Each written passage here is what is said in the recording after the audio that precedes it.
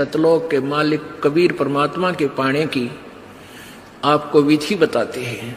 सुन आत्मा चितला के और सतपुरुष से कर ले सगाई, गुरु बिचौला बना के आप जी की सगाई करवा दी इस दास ने सत्य पुरुष से सभी की। और सगाई होगी तो ब्याह भी होगा, और ब्याह होगा तो पति के घर भी जावांगे। और जिनका कितने सगाई ना कुछ सलसलाए नहीं है, वो तो कंवारी हैं, तो वो जाएंगी क्योंकि वो तो यहीं रह जाएंगी, अभी यहीं रहेंगी। हाँ, लेकिन सभी को चाहिए कि अपना इस तरह प्रोसीजर अपनावे, यानी गुरु की शरण में आवे, परमात्मा से संबंध जोड़े, नाता जोड़े।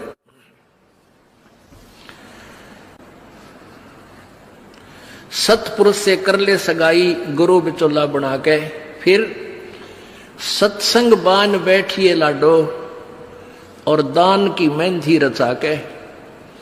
जैसे बान बिठाया करते हैं, 5-6 दिन बिठाया करते हैं, 6-7 दिन,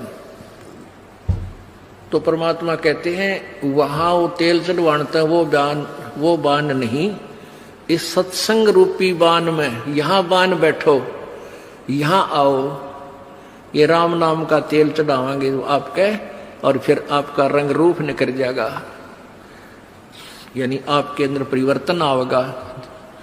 तो क्या कहते हैं, सत्संग बान बैठिए लाडो और दान की मेहंदी रचा के।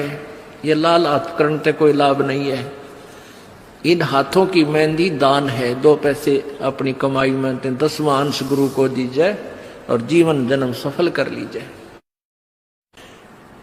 और 5 गहने पैर सुहागन, शील, संतोष, विवेक, दया, आधीनी, विनम्रता, और सतनाम की बिंदी लाके, जैसे टिक्की लगाते हैं, कहते हैं तेरा मूल मंत्र ये सतनाम हो, ये सच्चा नाम 2 अक्षर का जिसमें एक ओम और एक तत् है, ये तेरी बिंदी हो, यानी तेरा ये खास सबसे पहले दिखाई दे कि ये सतनाम उपासी है।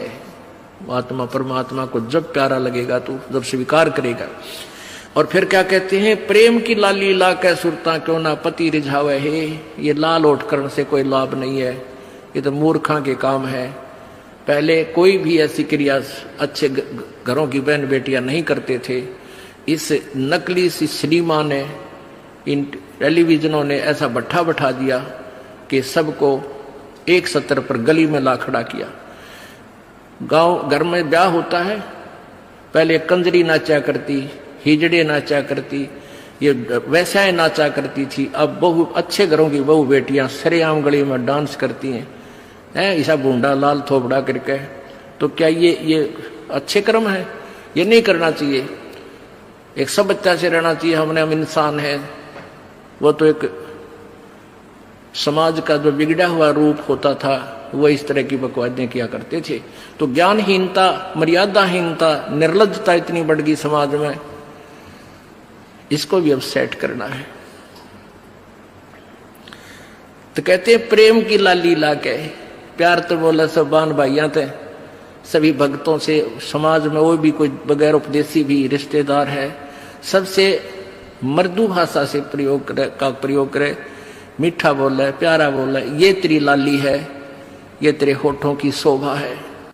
फिर कहते हैं जाप अजप्पा जप के अपना दहेज बना लिए। ओह, ये भक्ति की कमाई जो श्वास उश्वास से ये अजप्पा जाप कहलाता है। कहते इसका जाप करके तू अपना ये दहेज बना, यानी धन जोड़ ले जो आगे लेकर जाना है। दहेज जो अपने पति के घर लेके जाना है। पहले कुरीति थी कि जो लड़की घना धन लेकर आती थी दहेज का, उसका आदर पूरा परिवार करता था। ऐसे हमारे हम भ्रमित थे, अज्ञानता थी। तो उसी दृष्टिकोण से ये कहा गया है कि जैसे अच्छा ज्यादा दहेज लाने वाली बहु पुत्र वधू अपने ससुराल में आदर सत्कार पाती है, ऐसे ही तू डट के भजन कर, घना दहेज बना ले। सत्य अजप्पा जाप का, अजप्पा जाप जप के अपना दहेज बना लिए। अनहद बाजा बाजन लागे फिर खुशी बना लिए। ओह, जैसे लड़की का पता लग गया कि आज ब्याह है, लड़की की का आज विवाह है। अब कई बच्चे बकाया करें, न्यों कहेंगे ए तेरी बारात आ गई, और फिर न्यों कहें कोई ना आई क्यों ना जीवरी है, यानी उसने खिजाया करते हैं। तो फिर वो लड़की सोच लेती है बांधन दे दे मौके जाएंगे। तो कहते हैं जब वो बाजा बाजन लाग जा तब सोच लिए बात लवा लाग ली कि आ गई बारात। तो कहते हैं आप भक्ति जब करोगे तो आपको ऑटोमेटिकली आपके ये ऊपर के यहां से ऊपर के हिस्से में बहुत सी आवाजें, कई प्रकार की आवाजें आने लग जाएंगी। इसमें जो हमें आवाज सुनती हैं ये प्राथमिक भक्ति की लक्षण है, अंतिम नहीं है। हाँ, ये भी सुननी चाहिए, सुनेंगी, आपको अवश्य सुनेंगी, ना चाहते हुए भी सुनेंगी। और कभी सुनना चाहो तो कभी 2, 4, 10 मिनट, कभी कभी डेली नहीं, कभी ऐसे कान बंद करके एकांत स्थान पर सुन लेना, आपको सारा साजबाज अंदर बाजता दिखेगा, जिसकी भक्ति इस लक्षण हो गए। कुछ एक को वैसे भी सुनती हैं जिनके पूर्व जन्म की भक्तियां होती हैं और फिर धीरे धीरे उनकी बंद हो जाती हैं, आगे कुछ नहीं सुनती, चाहे वो किसी का नाम जाप ले रखा है। तो वो तो ऐसा सुनना, ये देखना तो ऐसा है जैसे आपने बैंक में कमाई करी की और बैंक में पैसे जमा करा दिए, और उस बैंक की कॉपी ने कभी देखना चाहो तो खोल के देख लो। और ये दूसरे जो पंथ बताए हैं, ये साधना, इनकी नाम गलत हैं और कहते हैं ध्यान लगाओ, मेडिटेशन करो, कान बंद करके, आंख बंद करके, अंदर आवाज सुनो, शब्द सुनो। ये कोई फायदा नहीं। अब जैसे धंधा करता नहीं और बैंक में जब पूर्व जन्म की पहले की जो डिपॉजिट है 20-30 हजार, उसने रोज देखे जाने कहा 20,000 है, और 20,000 में काम तो ना चले, फिर वो निकलवाने भी उसी में तो पड़ेंगे, वो एक दिन जीरो हो जाएंगे। वो तो जैसे आपको ये आभास होंगे किसी भी वस्तु का, जैसे हम हमारी आंखों, आपकी जो भक्ति करते हैं उनकी आंखों के सामने बहुत सी चीजें ऐसे चलती दिखाई देंगी। कभी तो ऐसा आभास होगा जैसे कोई मक्खी आ गई, कोई मच्छर जा रहा है, या कोई ऐसी कोई लाइन सी दिखाई देती है। तो ये आपकी भक्ति की कमाई है, प्रतिफल आपको दिख रहा है। और कई एकादा क्या करे हमारे भक्त, एक बहन भगत भाई आया ने बोला जी मैंने तो आंख दिखा ली, मेरी तो आंखों में डिफेक्ट हो गया। वहां क्या हो गया कि आगे बेरानी काला काला दिखे जा, नो देखूं जब भी दिखा, मन तो कई बार डर भी लग जाता है। और डॉक्टर का इसका ऑपरेशन करेंगे, रमा भले आदमी क्यों आंख फुड़वावे, ये तेरी भक्ति की कमाई दिखाई दे रही है, तेरी जो बैंक में जमा कराए हैं वो कॉपी में दिखे तेरे को। ये तो भगवान आत्मा ने दिखेंगे बेटा, जिनकी कमाई शुरुआत हो चुकी है। जेता अंजन आंजी चश्मों में दिखंत नु बोला सचमुच में, कहा सचमुच, फिर खुश हो गया, तेरा गजब भैया। तो ये जो सामने दिखाई देते घबराना नहीं, बहुत से भ्रमित हो जाते हैं क्योंकि बार बार ये दास नहीं बता पाता आपको। तो प्रत्येक सत्संग में आओगे तो कभी ना कभी हर पहलू पर विचार विमर्श दिया जाता है। तो घबराना नहीं है, ये आपकी आंखों के सामने कोई वस्तु दिखाई देगी, वो आप ही बताओगे, दास बताओगा तो तुम झूठ भी बोल दोगे।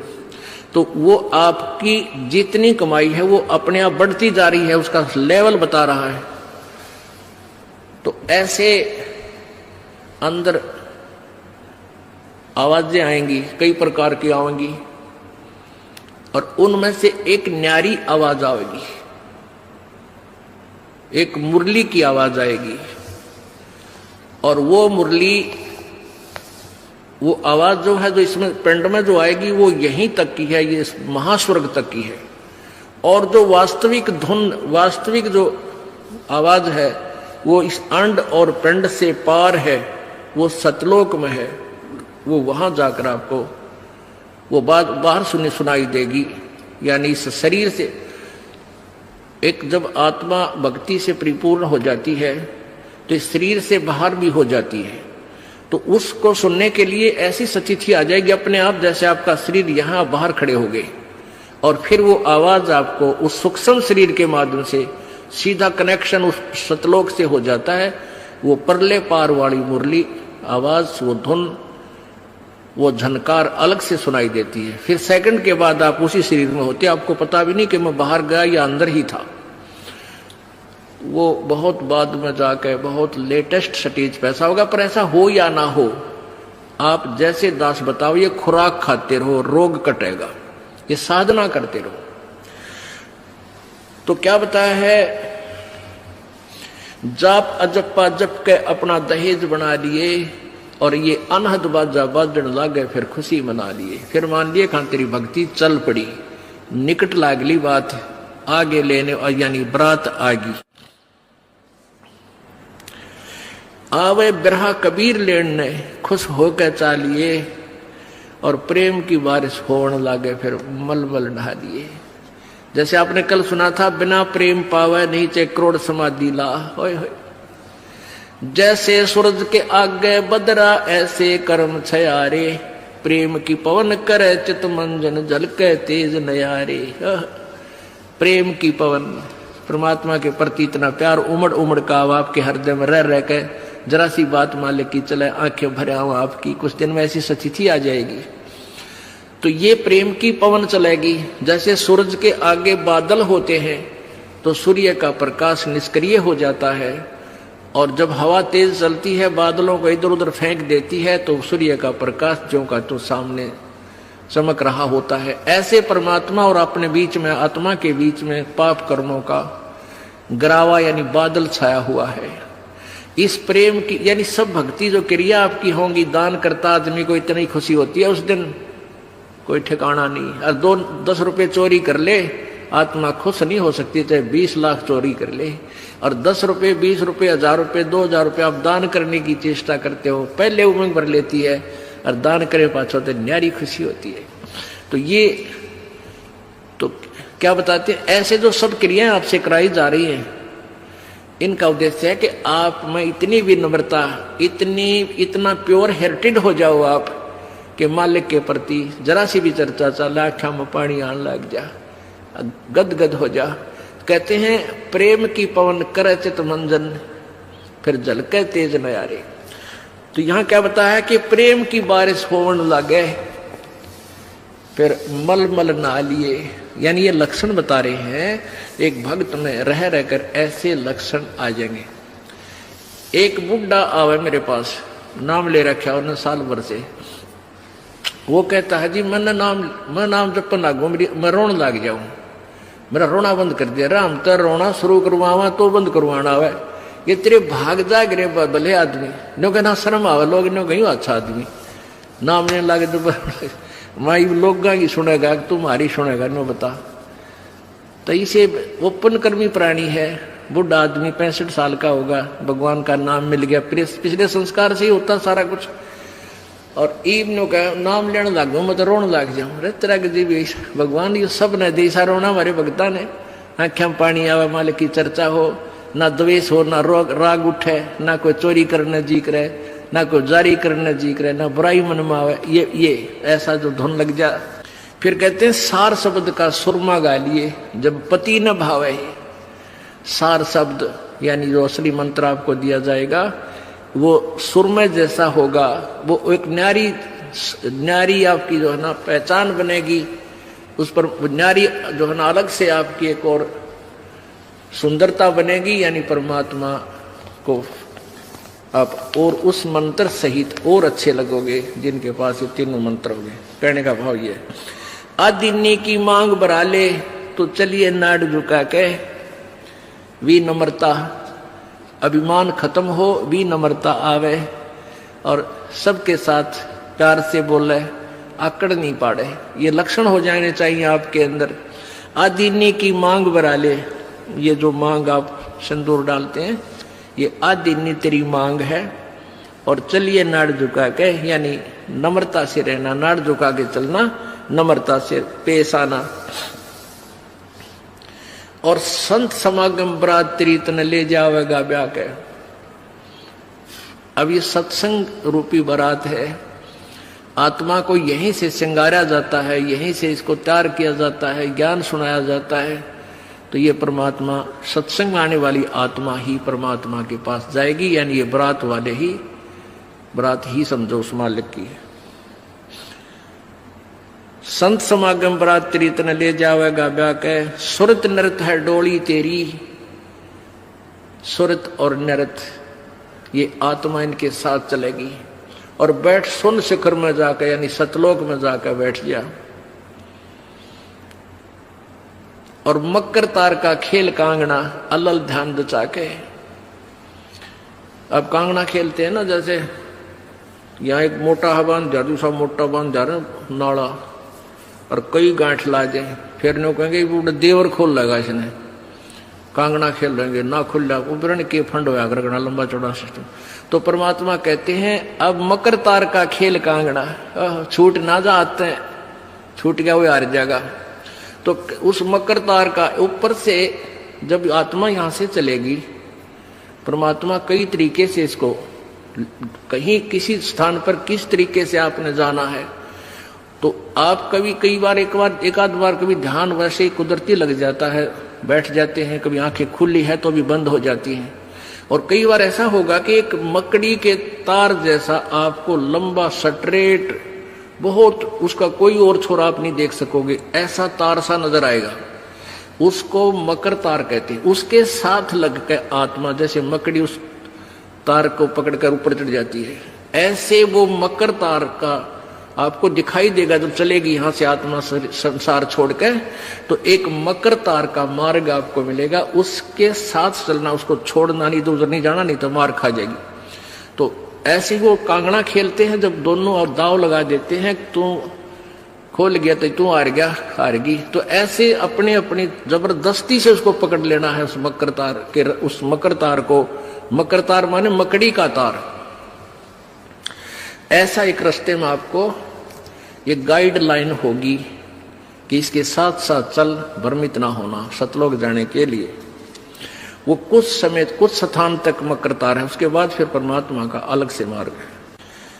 सुरत नृत्य है डोली तेरी, बैठ सुन शिखर में जाके, मकर तार का खेल कांगना अल्लल ध्यान दे जाके। ओए होए, एक एक वाणी का आधा हिस्सा भी इतना जबरदस्त भर रखा भगवान ने। अब अलल पंख, अलल ध्यान दचा के, एक अलल पक्षी होता है, उसको अनल भी बोलते हैं। अनल, अनल माने वायु, यानी वो आकाश वायु में ही रहता है, ऊपर नीचे नहीं आता। वो अंडे भी ऊपर ही दे देती है वो अलल पक्षी मादा, और उन अंडों को हवा में छोड़ देती है, और ऐसे स्थान पर अंडे देती है, पैदा करती है कि नीचे केले के बन हो, केले के बन। तो केले कैसे फंसे रहा कर, केले के बना बनो आपस में बहुत लंबे लंबे बढ़ जाते हैं। तो वहां आकाश से वो अलल पक्षी बहुत लंबा चौड़ा होता है, वो कम से कम भी सैकड़ों फुट लंबा और 50 फुट की चौड़ाई होती है। इतने बड़े बड़े पर होते हैं उसके, बहुत जबरदस्त लोहे के तौ की तरह, और पंजे होते हैं जैसे नो चमटिया की तरह, खुर जैसे बहुत जबरदस्त नाकुल्ले, बहुत मजबूत, और 4 पैर होते हैं उसके, पक्षी होता। तो वहां से अंडे छोड़ देती है भगवान हवाला है। अंडे नीचे आते हैं हवा की घर्षण से, वो परवरिश को यानी वो पक जाते हैं, और केले के अच्छे भारा भारा अंडे होते हैं, वो 2-2 दड़ी के, और ऊपर तो 1-1 दड़ी के, 5-5 किलो के, और ऊपर तो आते ही वो केलों के पत्तों पर आकर गिरते हैं। उन केलों को तोड़ते हुए सपीटते नीचे आते हैं। तो केलों पर गिरने से, उन केले पर गिरने से, उन पेड़ों पर, तो उसकी स्पीड कम हो जाती है, और तो केले को तोड़ता हुआ वो आसानी से आकर नीचे पड़ता है, और पड़ के फूट जाता है, उसमें से बच्चा निकल जाता है। वो बच्चा वहां फिर उस वन में घूमता है, फिरता है, चारा चरता है, और फिर कुछ दिनों में वो उड़ने लग जाता है, यानी परिपक्व हो जाता है, वो प्रफुल्लित हो जाता है, और वो उड़ उड़ कर देखता है, काफी दूर तक उड़ता है, फिर वापस आ जाता है, 1-2 साल तक वही रहता उस वन में। उन पक्षियों के साथ भी घूमता, अपने मित्रों के साथ जो दूसरे पक्षी होते हैं, अन्य जीव जंतुओं के साथ भी घूमता है, लेकिन उनमें उसकी मित्रता नहीं रहती है, क्योंकि उसको पता होता है कि मेरे माता पिता ऊपर हैं, यहां नहीं है। पुण्यात्मा, ये बहुत ही उत्तम ज्ञान है और छुपा हुआ ज्ञान था, ये तत्व ज्ञान है। इसको समझाने के लिए बहुत से उदाहरण आपके समक्ष पेश करने पड़ते हैं ताकि आत्मा अपने परमात्मा की तरफ आकर्षित हो जाए। आपने कैसे रहना इस संसार में, ये अलल पक्षी के बच्चों की तरह। अब वो यहां आए, यहां आसपास उस वन में पक्षी पशुओं के साथ रह रहे हैं, लेकिन उन एक पल भी वहां जाने को नहीं बोलते कि एक बार हम उड़न जोगे हो जावा, उसी दिन भाग जावांगे यहां से। हम जवान हो जावें तो उसी समय चल पड़ेंगे। तो जब वो युवा हो जाते हैं और खूब उड़ने योग्य हो जाते हैं तो चलते समय कहते हैं 5 हाथियों को वो पक्षी, अलल पक्षी ऐसे लटका, क्योंकि उन केड़ों के वन में हाथी के भी झुंड के झुंड होते हैं, वहां होते थे पहले समय में, तब बने ना रहे, तो वहां झुंड के झुंड हाथी होते हैं, नो एक दूसरे के सट के चला कर सैकड़ों की संख्या में, कई झुंड।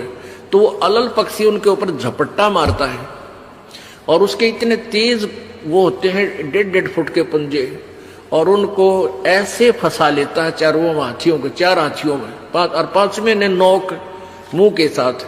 कहते 5 हाथियों को उठाकर वो अलल पक्षी आकाश में चला जाता है अपने माता पिता के पास, और फिर उनका आहार लेकर जाता है, वो आहार उससे उनसे करते हैं। तो अब आप यहां आए हो अलल पक्षी की तरह ध्यान रहे।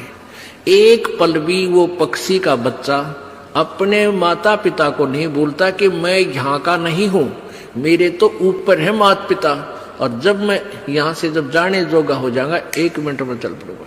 तो आप उस अलल पक्षी के बच्चे की तरह यहां अब तैयार हो, अच्छी खुराक खाओ राम नाम की, और मजबूत हो जाओ, और चलते समय इस राम नाम की कमाई लेकर ऊपर चलेंगे। अब कहते हैं अलल ध्यान जचा के वो पक्षी का बच्चा एक पल भी वो यहां रह ही नहीं सकता।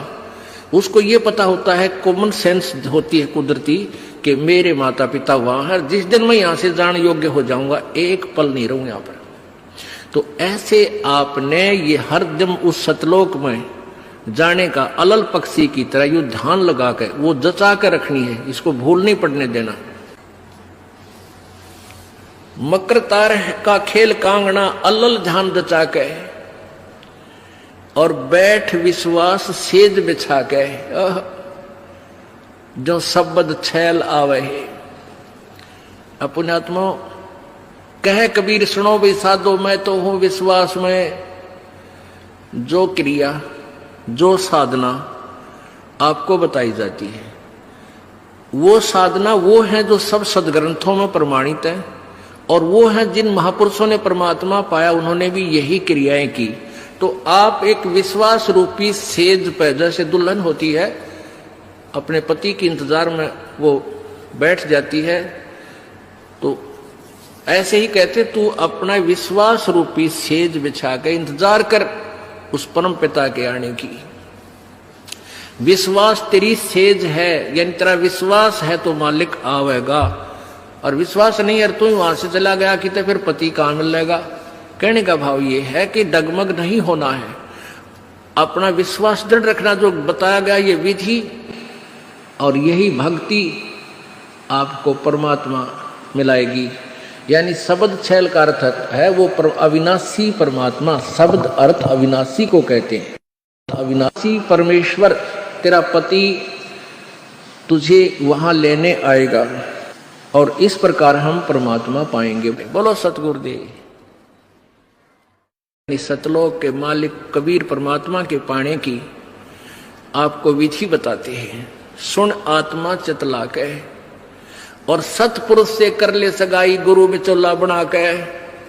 आप जी की सगाई करवा दी इस दास ने सत्य पुरुष से सभी की, और सगाई होगी तो ब्याह भी होगा, और ब्याह होगा तो पति के घर भी जावांगे। और जिनका कितने सगाई ना कुछ सलसलाए नहीं है, वो तो कंवारी हैं, तो वो जाएंगी, क्योंकि वो तो यहीं रह जाएंगी, अभी यहीं रहेंगी। हाँ, लेकिन सभी को चाहिए कि अपना इस तरह प्रोसीजर अपनावे, यानी गुरु की शरण में आवे, परमात्मा से संबंध जोड़े, नाता जोड़े।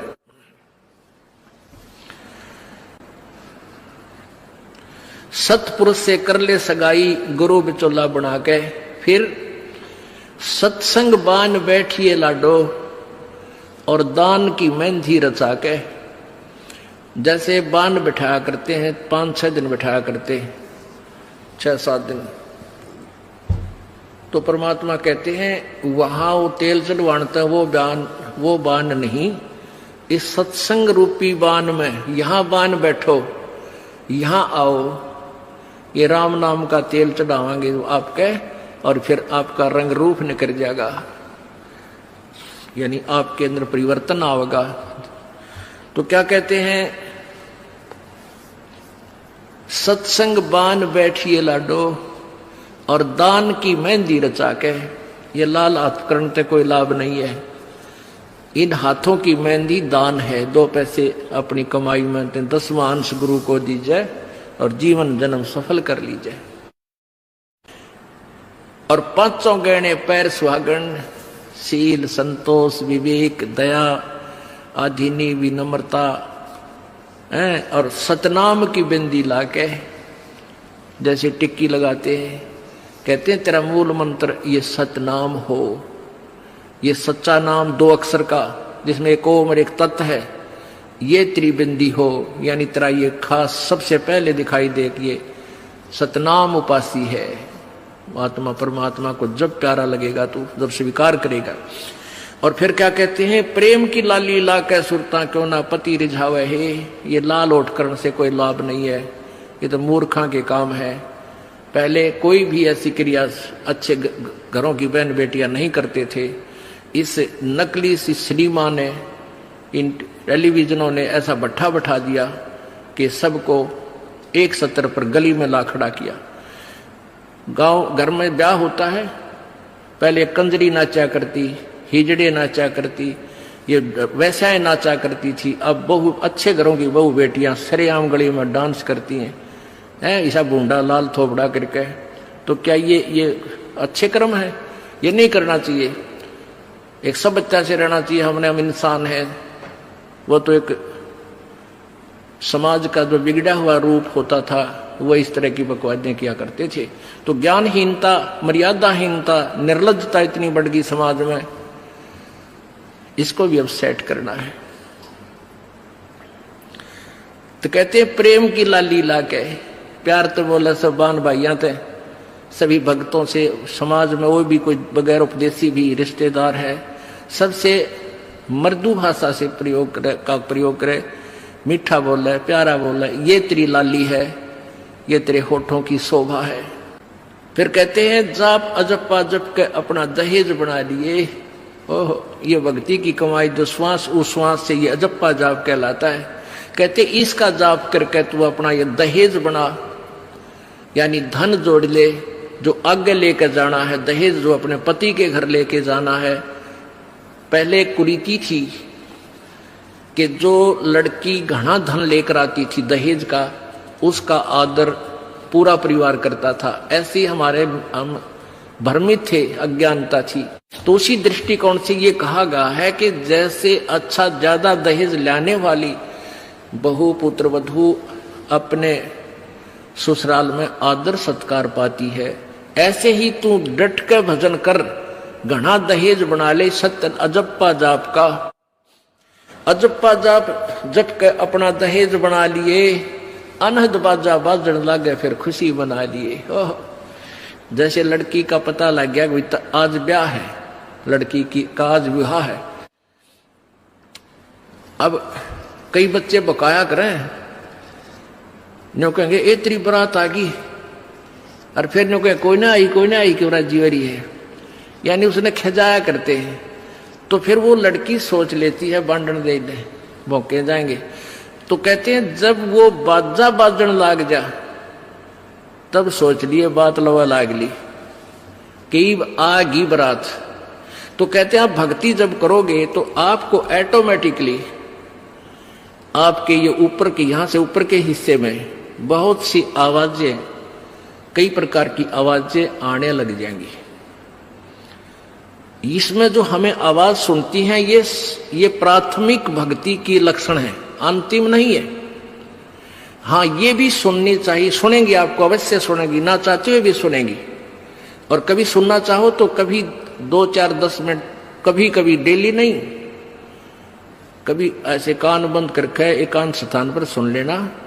आपको सारा साजबाज अंदर बाजता दिखेगा, जिसकी भक्ति इस लक्षण हो गए। कुछ एक को वैसे भी सुनती है जिनके पूर्व जन्म की भक्तियां होती हैं, और फिर धीरे धीरे उनकी बंद हो जाती हैं, आगे कुछ नहीं सुनती, चाहे वो किसी का नाम जाप ले रखा है। तो वो तो ऐसा सुनना, ये देखना तो ऐसा है जैसे आपने बैंक में कमाई कर रही की और बैंक में पैसे जमा करा दिए, और उस बैंक की कॉपी ने कभी देखना चाहो तो खोल के देख लो। और ये दूसरे जो पंथ बतावे हैं, ये साधना, इनकी नाम गलत हैं, और कहते हैं ध्यान लगाओ, ध्यान लगाओ, मेडिटेशन करो, कान बंद करके, आंख बंद करके, अंदर आवाज सुनो, शब्द सुनो। ये कोई फायदा नहीं। अब जैसे धंधा करता नहीं, और बैंक में जब पूर्व जन्म की पहले की जो डिपॉजिट है 20-30 हजार, उसने रोज देखे जाने, कहा 20,000 है, और 20,000 में काम तो ना चले, फिर वो निकलवाने भी उसी में तो पड़ेंगे, वो एक दिन जीरो हो जाएंगे। वो तो जैसे आपको ये आभास होंगे किसी भी वस्तु का, जैसे हम हमारी आंखों, आपकी जो भक्ति करते हैं उनकी आंखों के सामने बहुत सी चीजें ऐसे चलती दिखाई देंगी। कभी तो ऐसा आभास होगा जैसे कोई मक्खी आ गई, कोई मच्छर जा रहा है, या कोई ऐसी कोई लाइन सी दिखाई देती है। तो ये आपकी भक्ति की कमाई है, प्रतिफल आपको दिख रहा है।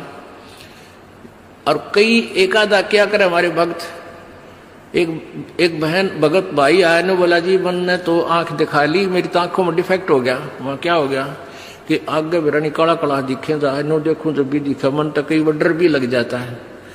और डॉक्टर का इसका ऑपरेशन करेंगे, रमा भले आदमी क्यों आंख पड़वावे, ये तेरी भक्ति की कमाई दिखाई दे रही है, तेरी जो बैंक में जमा कराए हैं वो कॉपी में दिखे तेरे को। ये तो भगवान आत्मा ने दिखेंगे बेटा, जिनकी कमाई शुरुआत हो चुकी है। जेता अंजन आंजी ये चश्मों में दिखंत न बोला सचमुच में, कहा सचमुच, फिर खुश हो गया तेरा गजब भैया। तो ये जो सामने दिखाई देते, घबराना नहीं। बहुत से भ्रमित हो जाते हैं, क्योंकि बार बार ये दास नहीं बता पाता आपको। तो प्रत्येक सत्संग में आओगे तो कभी ना कभी हर पहलू पर विचार विमर्श दिया जाता है। तो घबराना नहीं है। ये आपकी आंखों के सामने कोई वस्तु दिखाई देगी, वो आप ही बताओगे, दास बताओगा तो तुम झूठ भी बोल दोगे। तो वो आपकी जितनी कमाई है वो अपने आप बढ़ती जा रही है, उसका लेवल बता रहा है। तो ऐसे अंदर आवाजें आएंगी, कई प्रकार की आएंगी, और उनमें से एक न्यारी आवाज आएगी, एक मुरली की आवाज आएगी। और वो मुरली, वो आवाज जो है, जो इसमें पिंड में जो आएगी, वो यहीं तक की है, ये महास्वर्ग तक की है।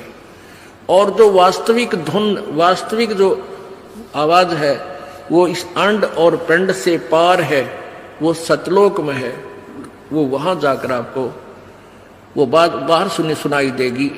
यानी इस शरीर से एक जब आत्मा भक्ति से परिपूर्ण हो जाती है तो इस शरीर से बाहर भी हो जाती है। तो उसको सुनने के लिए ऐसी स्थिति आ जाएगी अपने आप, जैसे आपका शरीर यहाँ बाहर खड़े हो गए, और फिर वो आवाज आपको उस सूक्ष्म शरीर के माध्यम से सीधा कनेक्शन उस सतलोक से हो जाता है।